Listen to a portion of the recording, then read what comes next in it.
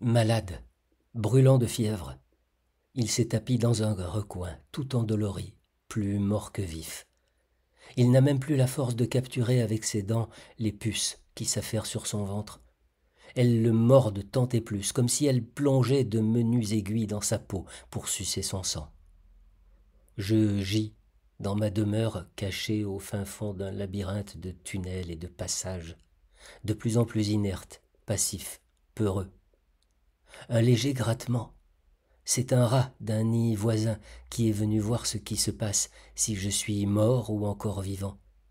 Il recule. Il a senti l'odeur de ma peau fiévreuse, de ma sueur. Un autre petit bruit. Et si c'était un serpent? Mais non, ici il n'y en a pas. Les serpents ne s'y risqueront jamais. La puanteur des égouts les en détournera, les charognes, l'eau fétide. Et pourtant, je redoute d'en voir surgir un, dans cet endroit apparemment sûr et tranquille. Le bruissement passe, s'éloigne, s'éteint. J'essaie de m'endormir. La tête appuyée sur mes pattes de devant, je redresse les pattes arrière, je m'étire. La fièvre monte. Je me sens tomber dans un trou sans fond. Comme un oiseau, je plane de plus en plus loin, de plus en plus bas. La terreur me prend soudain. Là, en dessous de moi, dans ce puits, la mort m'attend. Je vais m'écraser au fond, contre la surface de l'eau qui, lorsqu'on tombe d'une telle hauteur, est aussi dure qu'une plaque de béton.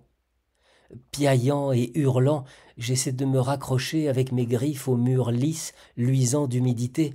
Tour à tour, je m'enroule sur moi-même et détends brusquement mon corps. Hélas, les parois sont comme du verre, dépourvues de la plus petite aspérité. Je dégringole à une vitesse stupéfiante. Suis-je en train de mourir? Me voilà dans mon ancien nid, au sein de ma famille. Je joue avec les petits, nous couinons. Tout à coup, l'entrée du nid s'élargit. C'est la gueule grande ouverte d'un serpent. Dans un instant, dans une seconde, il m'engloutira. Je piaille, j'essaie de m'enfuir. Impossible. L'immense orifice tapissé de centaines d'écailles plates s'incline vers moi, m'aspire, m'absorbe. Je me réveille, baigné de sueur, le poil hérissé et collant. Les puces continuent à me piquer. Elles se promènent jusque sur mes moustaches. Je les chasse d'un mouvement de pattes. Tout cela n'était qu'un rêve, un délire, une hallucination. Je gis, épuisé par la maladie, dans un local froid, entre le dépôt d'une maison de commerce et un égout collecteur. Je grelotte de fièvre. La soif me taraude. Pour boire, il me faut sortir d'ici et atteindre le mur de pierre où coule un maigre filet d'eau. Mais en aurais-je la force? Chancelant, titubant, je me dirige vers le couloir, très lentement, précautionneusement. J'arrive à grand-peine au pied du mur fissuré. L'eau suinte goutte à goutte. Je colle ma mâchoire inférieure contre la pierre et je relève la tête. Il y a longtemps que je n'ai pas bu une eau aussi froide. Je me désaltère longuement, essayant d'absorber tout le liquide qui s'écoule.